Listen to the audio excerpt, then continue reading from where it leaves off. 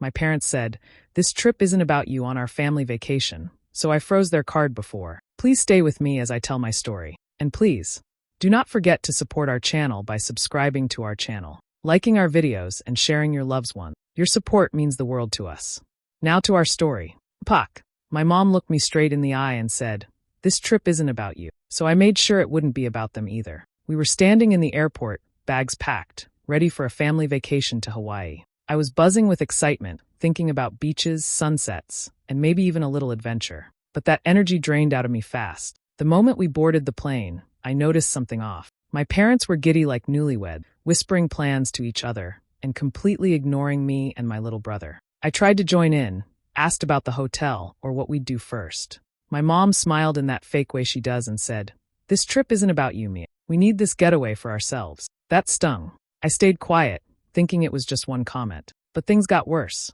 They booked couples massages and romantic dinners, left me in the room with my brother most evenings, and told me to be mature and keep him entertained. I barely got to leave the hotel. No beach, no fun, just boredom and babysitting. I wasn't even allowed to pick anything off the menu. I was told to eat from the kids' buffet while they ordered cocktails. By day 3, I was done. While they were napping in the afternoon, because apparently lounging all day is exhausting, I noticed my dad had left his wallet half open on the nightstand. Their travel card was right there, sticking out like it was waiting for me. I didn't take it. I didn't steal anything. I just used his phone, logged into the banking app, same password he uses for everything, and hit freeze card. It took one click. That's it.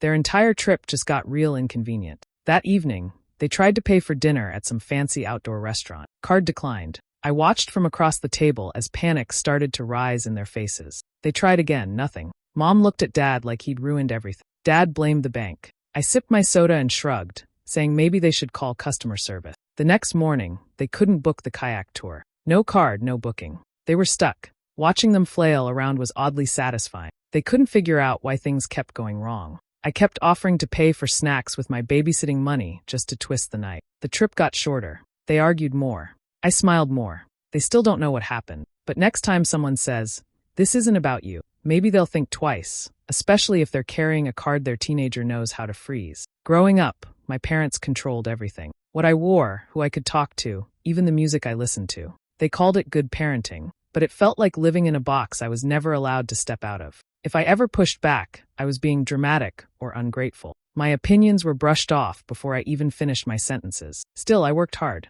I got good grades, kept my head down, and did what they expected. When I graduated high school, my mom said, "We're rewarding you with a trip to Hawaii. You earned this." For the first time in a while, I believed maybe they actually saw me. Maybe this was my moment. That dream cracked the moment we checked into the hotel. They got a suite, with a king-sized bed for themselves and a pull-out for me and my 8-year-old brother. My mom gushed over the ocean view, while I sat silently with my suitcase still in hand. I asked what we'd be doing first. She laughed and said, "You'll be watching your brother while we go to the spa. We need this." I tried to protest, but my dad cut me off. "You're old enough to help out. We booked this trip for all of us, but we still need some peace." Day after day, it became clear. This wasn't a celebration for me. It was an escape for them. A second honeymoon with a built-in babysitter. Every morning they disappeared, to the pool, to massages, to yoga classes. I stayed behind, entertaining my brother with cartoons and hotel coloring books.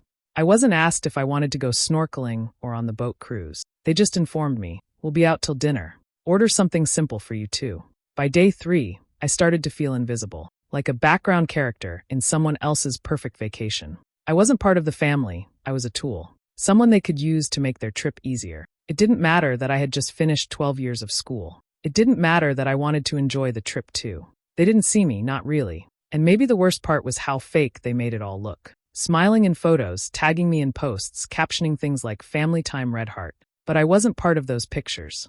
I was always behind the camera, or back at the hotel, wiping ice cream off my brother's hand. Something in me snapped. I wasn't going to let them erase me from this story. I didn't know exactly what I was going to do yet, but I knew one thing for sure. This trip may not have been about me, but they were about to wish it had been.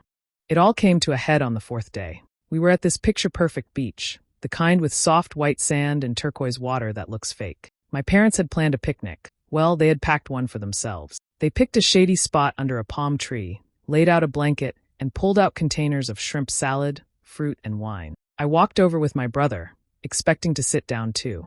My stomach was rumbling. Instead, my mom turned and said, "Mia, can you eat over there with your brother?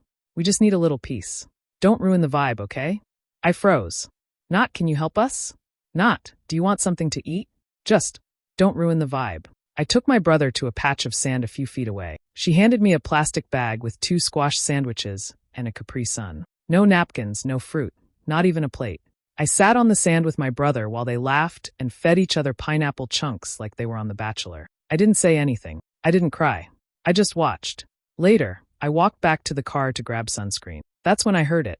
My parents were still sitting on the blanket, laughing. My mom said, "God, Mia's such a sulky teen. Always thinks everything's about her." My dad replied, "She'll get over it. We're finally getting a break." They didn't know I was behind the car door, and I don't think they would have cared if they did. I didn't get angry in that moment. I got still, like something shifted inside me and just clicked. I knew then that they didn't see me as a person. I was just a tool, an extra set of hands, a background character in their happy vacation fantasy. That night, they got dressed up for another date night, telling me to order room service if you must, and don't let your brother stay up too late. I nodded, smiled even. The minute they left, I went into their room. Dad's suitcase was on the bed, unzipped. I opened the front pouch, and there it was, his travel wallet.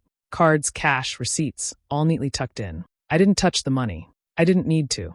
I picked up his phone from the nightstand. Same password as always, my brother's birthday. I opened the bank app, went to the card settings, and froze it. Just like that. A single tap, and the trip turned. I sat there on the bed, holding the phone. Not feeling guilty. Not even nervous. Just calm. If I wasn't part of their vacation, I figured they didn't need their vacation either. The night after freezing the card, I slept better than I had all week. No guilt. No second thoughts. Just a quiet sense of satisfaction. The next morning started like usual. My parents were cheerful, dressed in their matching beach outfits. Ready for a couple's spa day, they wouldn't stop bragging about. My mom kissed my brother on the head and handed me the room key. "We'll be back by dinner. Order something for lunch. And try not to make a mess." I smiled and nodded, just like always. An hour later, they called the room. My dad's voice was tight. "Mia, have you used the card?" "It's not working." I blinked. "No, I haven't touched it." "Why? What's wrong?" They said the spa rejected the payment, said the card had been locked for security reasons. They were standing there in fluffy robes, ready for massages, and suddenly couldn't even pay for them. I could almost picture the panic on their faces. Back in the room, I calmly opened my dad's laptop. He'd left it open from the night before. I clicked around a bit, acting like I was helping. It says here the account's locked for suspicious activity. Maybe someone tried to hack it. My mom cursed in the background. "We didn't bring another card." Dad muttered. "I knew we should have brought cash." I made my voice sweet. "I can cover snacks or lunch today if you want. I have babysitting money. It's not much, but..." They were stunned silent for a moment. Then Mom mumbled something about figuring it out and hung up. The rest of the day was funnier than I expected. They kept calling different numbers, arguing with customer service, trying to prove their identity. They had to cancel their lunch cruise. They couldn't book a new tour. Even the hotel staff was starting to get uncomfortable. I took my brother to the pool and bought us smoothies with the cash I had. It was the first time all week I felt like I was actually enjoying the trip. When we got back to the room, my mom was pacing while my dad scrolled through his phone with a clenched jaw. "We might have to go to the bank in person," he said. "But it's the weekend," Mom hissed. "There's nothing we can do until Monday." They still didn't suspect me. I kept asking if they needed help, pretending to care. I offered tea, looked worried. They were unraveling, and all I had to do was sit back and watch. By the next day, it was clear. My parents were officially stuck. They couldn't rent snorkel gear from the beach shack. Their reservation at the oceanfront restaurant was declined. Even their attempt to buy sunscreen at the hotel gift shop ended in another awkward card-declined moment. I watched it all unfold like a silent movie. My mom's face would flush red each time, her voice turning sharp as she snapped at hotel staff or my dad. He'd just mutter and stare at his phone like it held the answers. They were spiraling, and I barely had to lift a finger. The best part? I played the calm one, the helpful, innocent daughter. Whenever they started to fight, I'd step in and say, "Hey, maybe this trip just isn't about you." The same line my mom had used on me days earlier. I made sure to say it sweetly, with a smile. She didn't catch it at first. But the second time, her eyes narrowed. "What did you just say?" "Nothing," I shrugged. "Just trying to help." They were blaming each other now. Dad said Mom should have brought cash. Mom said he should have checked the card settings before the trip. I sat back, sipping juice, watching the cracks spread like glass under pressure. While they scrambled, I quietly started making plans of my own. I found a little surf rental hut that took cash. The guy working there was my age, chill and kind, and gave me a discount when I told him I was stuck with my brother all week. We paddled out on boards while my brother built sandcastles nearby. I felt the sun on my face, the water under me, and for the first time on this trip, I felt completely free. Later, I took a walk through the local market with my babysitting money, picked up a bracelet, tried some street food, and smiled at tourists who looked happier than my parents ever did. Back at the hotel, the tension was so thick it felt like walking into a thunderclap. My parents sat in silence. No more date nights, no more spa talk. They had nothing to say to each other, and even less to say to me. That night, my mom finally muttered, "I don't know what's happening, but this trip is ruined." I looked at her, calm and content. "Yeah," I said, "but at least you got some peace and quiet." She didn't reply. And honestly, I didn't need her to. I already had everything I came for. It was late afternoon when I met Kai. I was walking past the surf shack with my little brother after another long morning of watching my parents argue over what they couldn't afford. Kai was leaning against his board, barefoot, sun-kissed, and smiling like he had no problems in the world. "Your little brother's got a killer sandcastle," he said, nodding toward the beach. I laughed. "Yeah, he's got more fun than I do on this trip." He raised an eyebrow. "Family vacation? Something like that." I didn't mean to, but it all came out. How the trip was supposed to be for me. How my parents left me behind while they pampered themselves. How I got fed up and froze their card just to feel something close to justice. Kai didn't judge me. He just listened, then said, "That's brutal. You ever surfed before?" I shook my head. "Come back tomorrow," First lessons on me. Everyone deserves at least one good story from Hawaii. The next morning I did.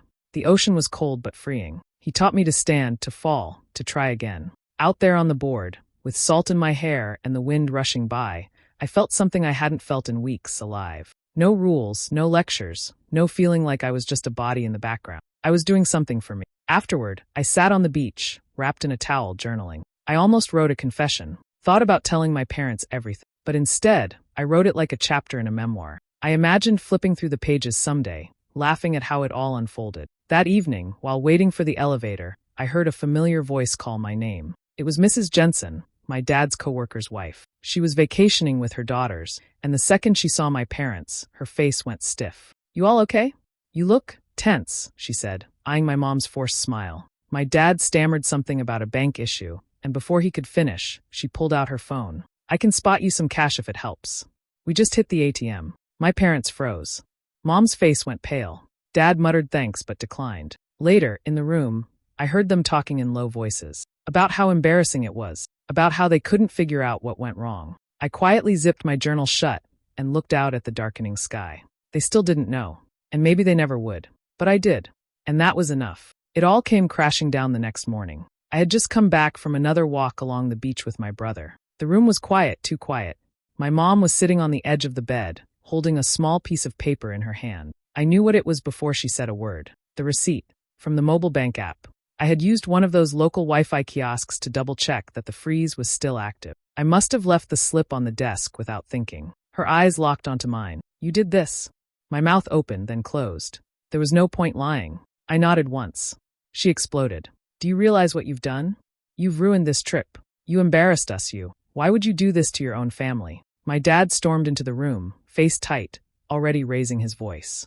"This was supposed to be a relaxing vacation. How could you be so selfish?" That word hit hard. Selfish. I stood there for a moment, letting their anger swirl around me. Then I stepped forward, calm. "Selfish?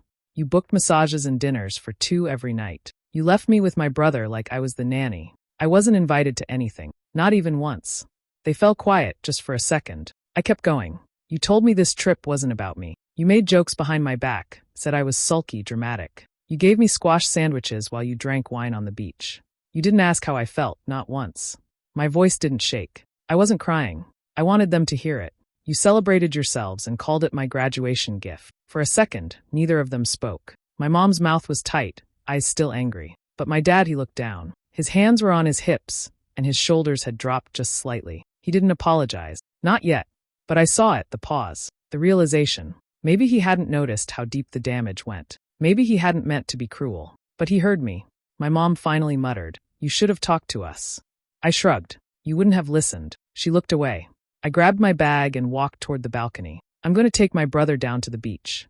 You two enjoy whatever's left of your peace and quiet." I didn't slam the door, but I didn't look back, either. The flight home felt like sitting in a pressure cooker. No one said much. My mom sat by the window, arms crossed, staring out as if the clouds held answers. My dad dozed with his arms folded, barely speaking except to ask the flight attendant for water. My brother watched cartoons with headphones on, blissfully unaware. I sat there in the middle, quiet, steady, not sorry. Every now and then, I caught my mom glancing at me, like she wanted to say something. But the words never came. I didn't offer any either. I'd said everything I needed to say back in that hotel room. When we got home, things stayed tense.